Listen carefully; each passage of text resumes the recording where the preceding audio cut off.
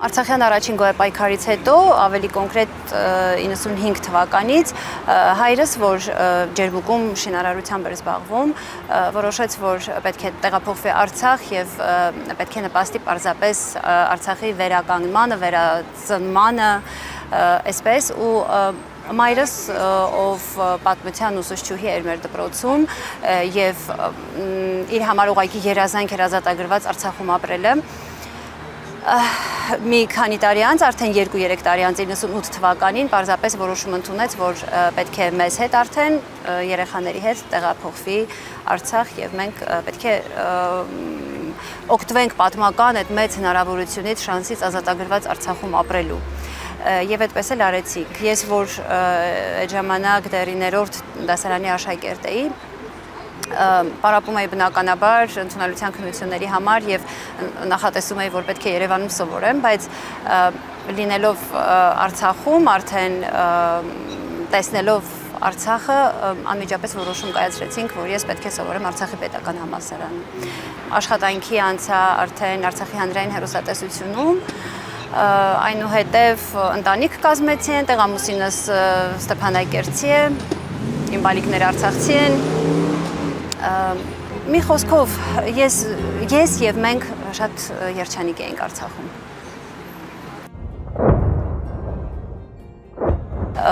Այդ օրը, երբ որ նորից սկսեց հրետակոծությունը, հանրային հեռուստաընկերությունը անմիջապես արձագանքեց, բնականաբար լուրերը սկսեցին աշխատել, բայց քանի որ արդեն ժամեր հետո ամբողջ հանրապետությունը հոսանքազրկվեց, բնականաբար սա արգելք էր արդեն հեռուստատեսության աշխատանքը կազմակերպելու համար եւ հաջորդիվ մնացած մի քանի օրերը 5-6 օրեր շարունակ առհասարակ էլեկտրականություն չունենք, հոսանք չունեինք, ինչը ըստ էության արդեն պատճառ դարձավ, որպեսզի հեռուստաընկերությունը չաշխատի։ Սեպտեմբերի 19-ին, անգամ հրետակոծության ժամանակ ես չէի մտածում, որ հնարավոր է թողնել ու դուրս գալ։ Այսինքն մենք գիտենք, որ գուցե իհարկե անորոշ էր, թե ինչքան ժամանակ կշարունակվի, բայց գիտենք, որ գուցե երկար կտևի, բայց երկարատև բլոկադայից հետո անգամ այդ հյուծված ծանր հոգեկան, ֆիզիկական վիճակում էլ ծանր մտքներովս չէր անցնում, որ մենք դուրս կգանք, այսինքն մենք պատրաստ էինք մնալ եւ հաղթահարել այդ ամեն ինչը, անգամ այդ փուլով անցնեինք, միայն թե մնայինք։ Ու երբ որ արդեն հաջորդ օրը սկսվեց խուճապը, տարհանման տարբեր ինչ-որ կոչեր, անկազմակերպ բաներ, մարդիկ պարզապես լցվեցին Խոջալու խաղապահների տեղակայման վայր, օդանավակայան, երբ որ չգիտեիր հաջորդ պահին ու շարունակվում էր հրետակոծությունը եւ դու չգիտեիր անգամ թե հաջորդ պահին քեզ ինչ պիտի պատահի, նույնիսկ այդ ժամանակ, երբ մեզ ասացին, որ հնարավոր է, որ պարզապես հենց այնտեղից, առանց որևէ իր վերցնելու մեզ հետ, անգամ մեր հագի եղած շորերով, պարզապես հենց այնտեղից կարող էին մեզ տարհանել, պարզապես չէինք ուզում հավատալ դրան։ Մարդիկ հիմնականում պարզապես իրար նայելով եւ չունենալով որևէ տեղեկություն պաշտոնական իրար նայելով լցվում էին օդանավակայան։ Հույսով, չգիտեմ, որ այնտեղ ավելի իրենց անվտանգությունը երաշխավորված կլինի։ Ժամեր հետո պաշտոնական կոչ եղավ, որ պետք չի տրվել խուճապի, մնացեք ձեր տներում, ապաստարաններում, բայց դա արդեն շատ ուշ էր, այսինքն ժամեր անց էր։ Ու բացի այդ մարդիկ էլ չունեին ոչ հեռախոսակապ, ոչ հիմնականում համացանց, այսինքն այդ պաշտոնական տեղեկատվությունը ինչքան էլ որ համացանցով տարածվել էր, շատ քչերին էր հասանելի, մարդիկ չգիտեին ինչ էր կատարվում ուղղակի։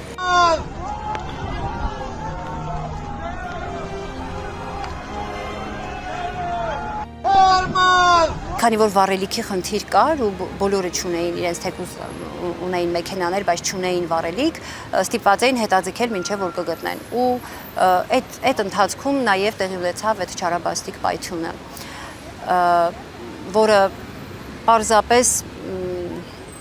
չգիտեմ, եղած էմոցիաները, ապրումները հասցրեց գագաթնակետին ուղղակի ու մարդկանց առանցենել ծանր վիճակը, չգիտեմ, հազարապատկեց։ Իմ ամուսինը նույնպես այդ լցակայանում էր, ու մենք պատրաստ սպասում ենք, որ պիտի գա, հասկանանք, տեսնենք ինչ ենք անում, հիմնականում ճամպրուկները հավաքած ցավալիորեն անընդհատ լացելով, չգիտեմ, երեխաները շատ վատ ու հանկարծ լսում ենք այդ պայթյունի պատմությունը ու բոլորս արդեն գիտենք, որ հարազատները այնտեղ են եւ այլն, փառք Աստծո, ես չգիտեմ ինչ պատահականությամբ իմ ամուսինը պարզապես կենթանի այնտեղից եկավ, այսինքն ալիքը շպրտել էր իրեն, գիտակցությունը կորցրել էր եւ այլն, բայց այրվածքներ բան չկային ու ինքը կարողացել էր հասնել տուն։ Մարդիկ պարզապես վախից, սարսափից, որովհետև արդեն քաղաքի մերձակայքում կային հրացանի կրակոցներ, չգիտեմ, ամենատարբեր, գիտեք, տեղեկատվական պատերազմի ազդեցությունը, հա, ամենատարբեր ինֆորմացիաներ պտտվում, հիմնականում չունեինք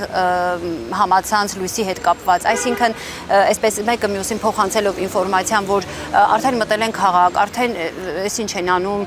մենք անգամ պատրաստ էինք դուռը բացել ու իրենց տեսնել մեր բակում, հասկանում եք, եւ դա ամենասարսափելին էր, որ մենք պատրաստ էինք անգամ դրան։ Ու այս ամենի ֆոնի վրա, երբ որ դու մտածում ես, որ դու պատասխանատու ես քո բալիկների կյանքի ու անվտանգության համար, ու երբ որ տեսնում ես, որ 4 կողմդ արդեն մեքենաներով պարզապես լքում են, ամենասարսափելի երազում անգամ երևի մենք չենք պատկերացնում, որ կհայտնվենք այդ վիճակում։ Ու դու էլ ընկնում ես այդ հոսքի տակ։ Մի փոքր հույս մինչև վերջ մեր մոտ կար, որ չէ, հնարավոր չի, որ հենց այդպես մենք թողնենք գնանք։ Պաշտոնական ինֆորմացիա չկար ըստ էության, թեպետ հա կար, որ խոճապի մի մատնվեք եւ այլն, որ դեռ ժամանակ է տրվելու, փուլ առ փուլ հեռանալու են բոլորը, պայմաններ են տրվելու, վառելիքի խնդիր կար, բայց համատարած, չգիտեմ, թե անվստահություններ, թե վախ ու սարսափներ, այդ խոճապահար վիճակներ հերթով բոլորիս այդ վիճակը հասավ հերթով բոլորիս ու այն պահը, երբ որ դու պատկերացնում ես, որ իսկ միգուցե ես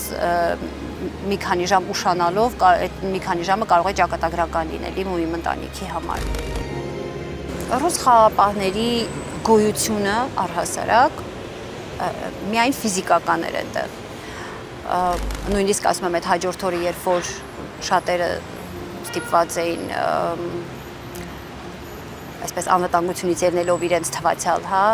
հայտնվել այդտեղ օդանավակայանում, ռուս խաղապահները շատ չեզոք դիրքում էին։ Դժոխային օրերը ապրելով եկանք հասանք այն օրը, որ անընդհատ հետաձգելով, որ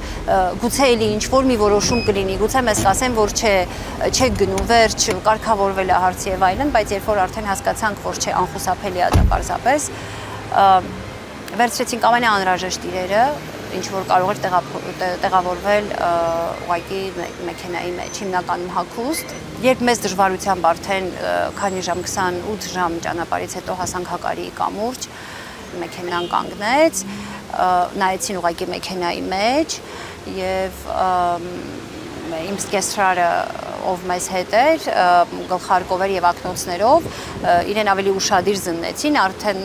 մութ էր, հա, ժամը գիշերվա 4-5-ն էր։ Ավելի ուշադիր զննեցին, խնդրեցին անձնագիրը, այնուհետև ասեցին հանի գլխարկը եւ այլն, ու նայելուց հետո պարզապես բացեցին նաեւ մեքենան բացել տվեցին ու մեզ բաց թողեցին, այսինքն ըստ էության կոնկրետ մեր պարագայում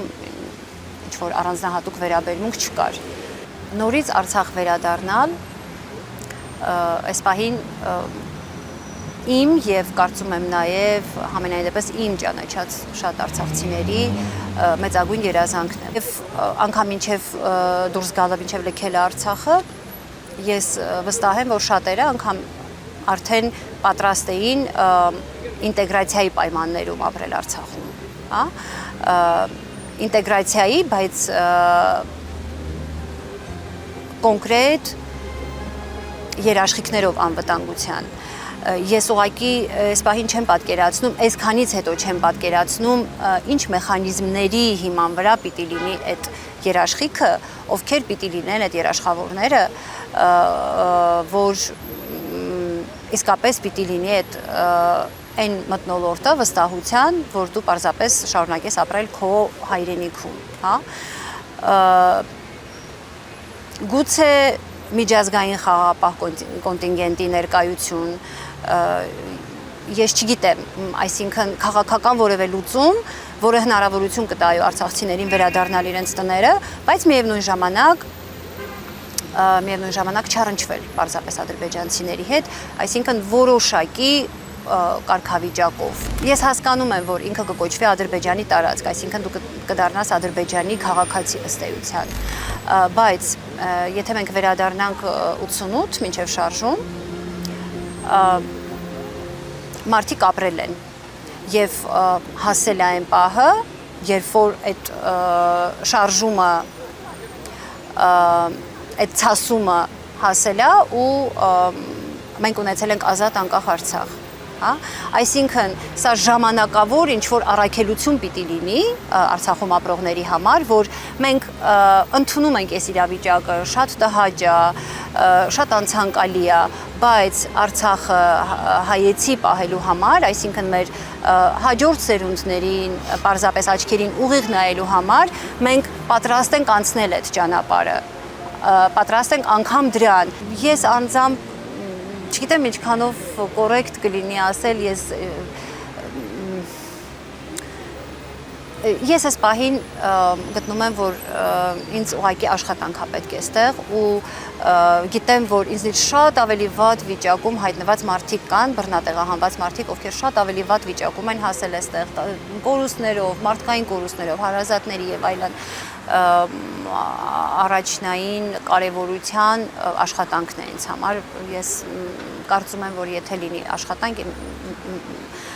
զբաղվածության հարցը լուծվի, մնացածը մենք ինքներս կանենք, այսինքն ես չեմ ուզում բեր դառնալ հասարակության, պետության համար, որ կմտածի, թե ինչպես շարունակաբար աջակցություն ցուցաբերես, հա, այս մարդուն, այս ընտանիքին, ով նստած սպասում է, չէ, ես չեմ ուզում պարզապես այդ կարգավիճակով ապրել։ Ես ուզում եմ ուղղակի իմ ունեցած հմտությունների, իմ մասնագիտության շրջանակում այստեղ արժանավայել աշխատանք գտնել եւ իմ ընտանիքը ապահովել պարզապես։ Պարզապես ինձ համար դեռ անհավատալի է այդ ամեն ինչը։ Ես մտածում եմ, որ սա շատ խիստ ժամանակավոր է, որ ինչ որ կերպ պետք է այս իրավիճակը դեռ հետ դառնա։ Ու ակնկալիքների մասին էլ չգիտեմ, իմ կարծիքով կոնկրետ ինձ համար միակ բանը, հա, միակ ակնկալիքը ուղղակի ճիշտ ինտեգրելն է արցախցիներին հասարակություն, հնարավորինս անցավ, հնարավորինս ոչ կոնֆլիկտային ու մասնավորապես երեխաների։ Գիտեք, ես ուզում եմ բոլորս հասկանանք, որ հայրենիքը մեկն է։ Հայրենիքը մեկն է, Հայաստան, Արցախ միասնական հայրենիք է։ Եվ չեմ ուզում, իհարկե մենք այսպես պայմանականորեն ասում ենք արցախցիներ կամ չգիտեմ տարբեր շրջանների բնակիչներին, բայց ես չեմ ուզում, որ այդ արցախցի ասվածը հասկացվի որպես միայն այն մարդը, ով հենց ծնվել, մեծացել է Արցախում։ Արցախցի կարող է լինել մեզանից յուրաքանչյուրը, ով ինչ որ տարիքում տեղափոխվել է Արցախ, որոշել է ապրել Արցախում, իր կյանքը կապել, իր կյանքը, երազանքները, իր երեխաների երազանքները կապել Արցախի հետ, կամ ցանկացած մեկը, ով անգամ չի ապրել Արցախում, բայց ապրում է Արցախով։ Ես ինքս տեղափոխվել եմ Արցախ, բայց ես գտնում եմ, որ իմ հայրենիքը Արցախն է, ինչպես որ Հայաստանը։ Այսինքն Արցախ ունենալու համար մենք պետք է պարզապես հայրենիք ունենալ կարողանանք, սովորենք հայրենիք սիրել ու գնահատել մեր ունեցածը պարզապես, որովհետև մեծ ցավով եմ ասում ու իմ համոզմունքն է, որ մենք ուղղակի երևի արժանի չէինք Արցախ ունենալու, մեր սխալներով հանդերձ, մեր նկատի ունեմ բոլորիս։